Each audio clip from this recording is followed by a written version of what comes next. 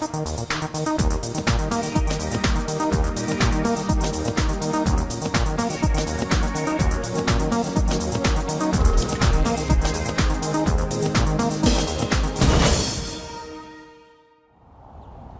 dan v Evropskem magazinu. Evropa je preveč odvisna od zunanjega energetskega trga, zato so naložbe v obnovljive vire energije nujne. Povezovanje s projekti, kot je čezjadranski plinovod, bi lahko zmanjšalo ranljivost Evrope ob naftni in energetski krizi.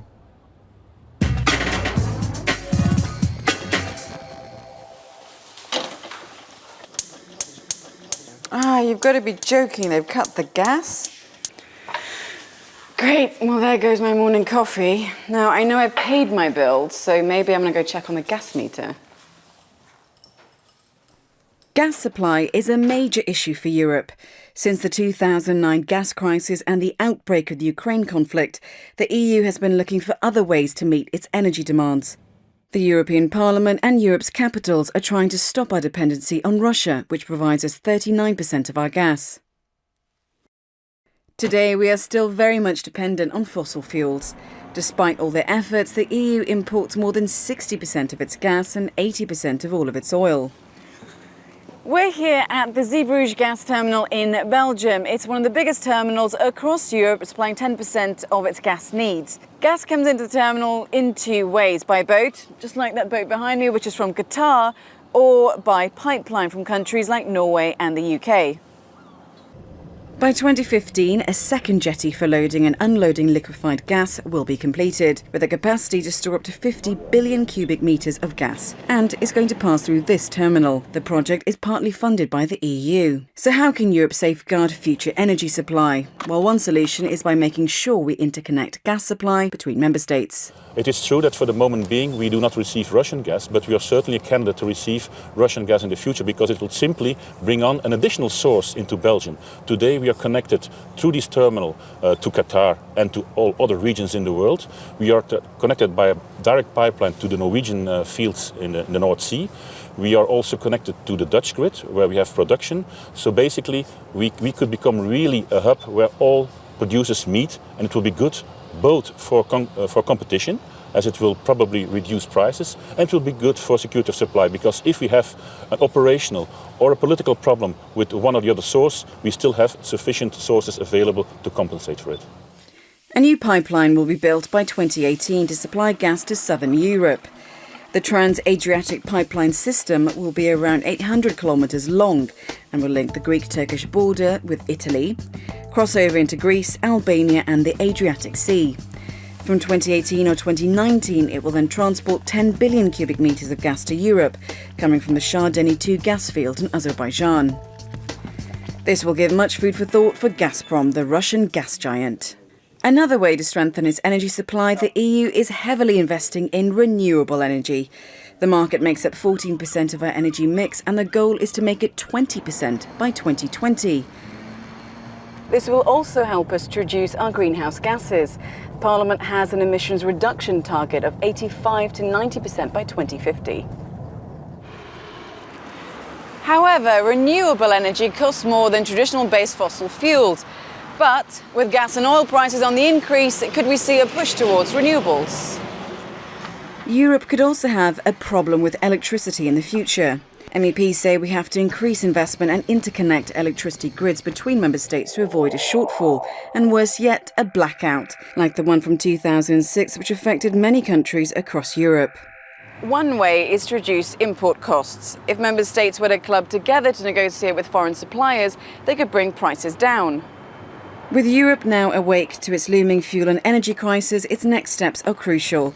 Improving our energy efficiency by 40% by 2030 could save each household almost €300 a year.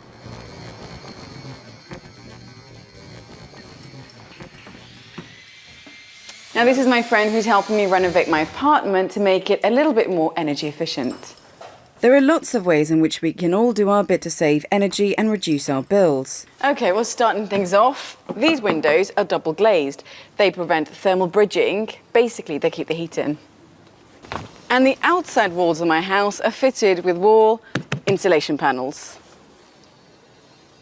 Underfloor insulation. Under this floorboard, there are more than 30 centimetres of cellulose insulation. So not only does this help reduce the city's overall gas consumption, it also makes life a lot more comfortable.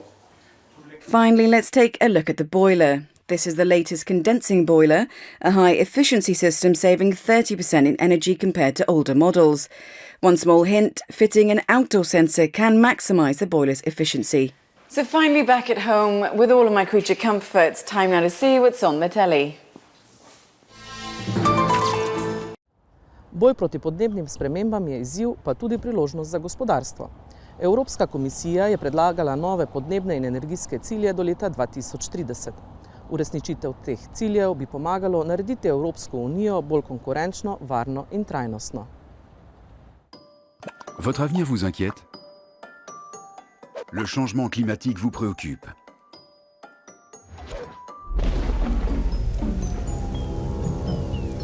Et si nous traitions tous ces problèmes en même temps?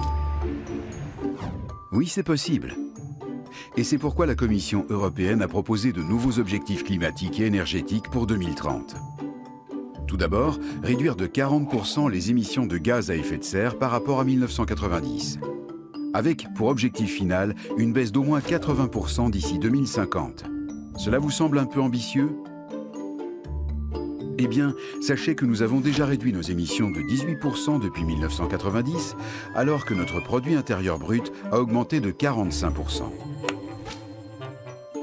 Alors, même si la lutte contre le réchauffement planétaire est un vrai défi, c'est aussi une opportunité sur le plan économique.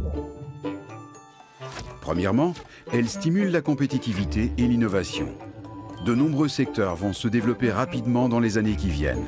C'est le cas de la construction durable, des transports propres, des produits éco-énergétiques, de l'énergie renouvelable. Le nombre d'emplois verts est déjà passé de 3 millions en 2002 à 4,2 millions en 2011. Et ce n'est qu'un début. Deuxièmement, si nous favorisons l'énergie renouvelable et les solutions éco-énergétiques, nous serons moins tributaires des importations d'énergie et réduirons ainsi notre facture de pétrole importé, qui est actuellement d'1 milliard d'euros par jour. L'Union européenne n'est pas la seule à agir pour le climat. De nombreux pays se sont engagés sur cette voie, mais l'Europe est largement en tête. D'ici 2020, au moins 20% du budget de l'Union européenne seront consacrés à l'action pour le climat, ce qui représente environ 180 milliards d'euros. La lutte contre le changement climatique est donc synonyme d'affaires, de bonnes affaires. Des affaires qui concernent tout le monde. Objectif 2030 pour le climat et l'énergie. L'Europe montre la voie à suivre pour assurer à notre planète et à notre économie un avenir sûr, prospère et sobre en carbone.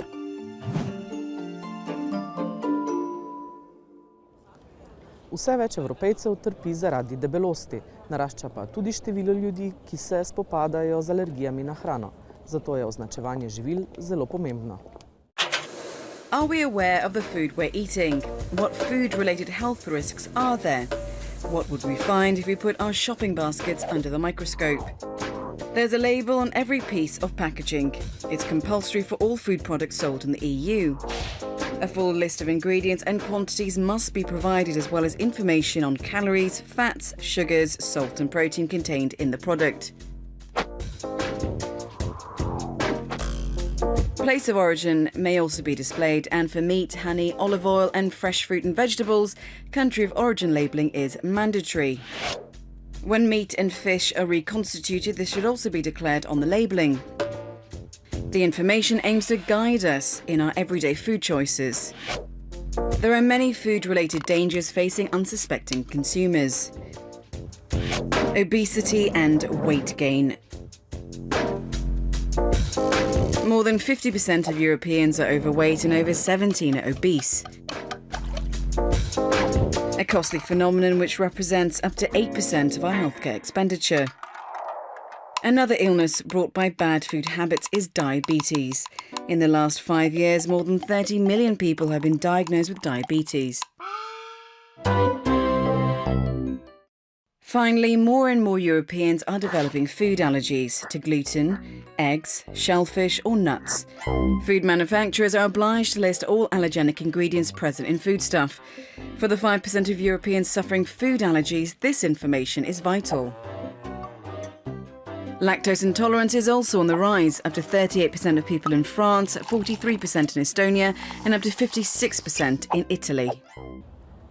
Kriza in varčevanje besnita še naprej. Vse pogosteje slišimo pozive k več socialne Evrope. A kakšna je videti socialna Evropa in na koga meri? Poglejmo. With the Lisbon Treaty, European social values such as the right to employment, social protection and gender equality have been recognised in the treaties for the first time. Social and employment policies in the EU were developed as a counterbalance to the single market. And now, faced with the social cost of the economic crisis and austerity measures, more voices are calling for a more social Europe, especially from the European Parliament. But does this social Europe really exist? If yes, what does it look like? Let's see if we can find out. Will it be like a student? Or more like a young person searching for their first job? One of the main initiatives of the Europe 2020 strategy for driving sustainable growth is Youth on the Move, a package of policy initiatives aimed at boosting education and employment opportunities for young people and promoting mobility. With more than 7 million young Europeans out of work or training, the Youth Guarantee seeks to ensure that no young person up to the age of 25 spends more than 4 months out of work, training or work experience. But how is this goal going to be reached? Let's do the sums. Up to 80 billion euros will come from the European Social Fund, added to which the Youth Employment Initiative will provide 6 billion. 86 billion euros per year split between the 28 EU countries makes 3 billion per country to supplement their national funds. If we count the cost to Europe of having 7 million young people out of work, estimated at around 150 million euros per year, it seems the effectiveness of the Youth Guarantee is far from guaranteed. What other facet could a social Europe have?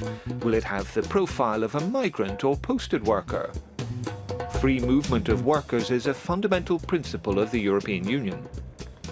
In theory, everyone has the right to work in another European country and be treated equally and receive the same social and employment benefits, but in practice this isn't always the case. Let's suppose that as a Spaniard I decide to go and work in London. What can the EU do to protect my rights? To find out, I'm going to speak to Bernadette Segol from the European Trade Union Confederation.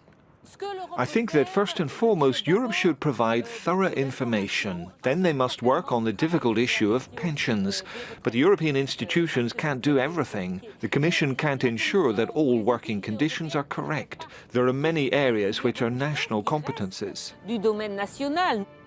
With 28 different laws, it's not always easy to find a way out, but we're going to keep searching. Is poverty and exclusion the face of social Europe? With more than 80 million Europeans affected, nothing can mask the scale of the problem.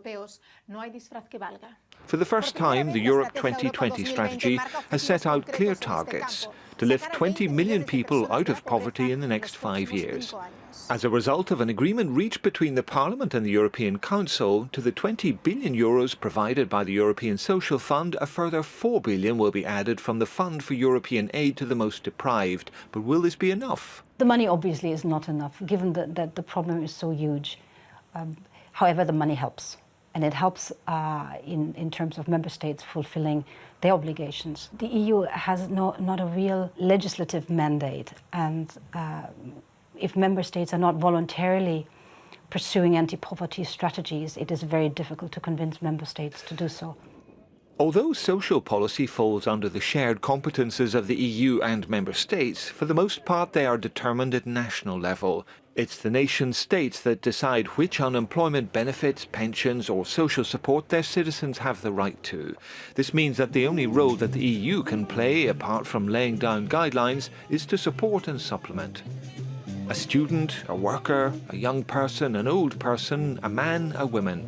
Social Europe is multifaceted. Perhaps in the coming years we will be able to gain a clearer picture. But for now, our quest ends here. To je bil Evropski magazin. Budite z nami tudi prihodnji teden.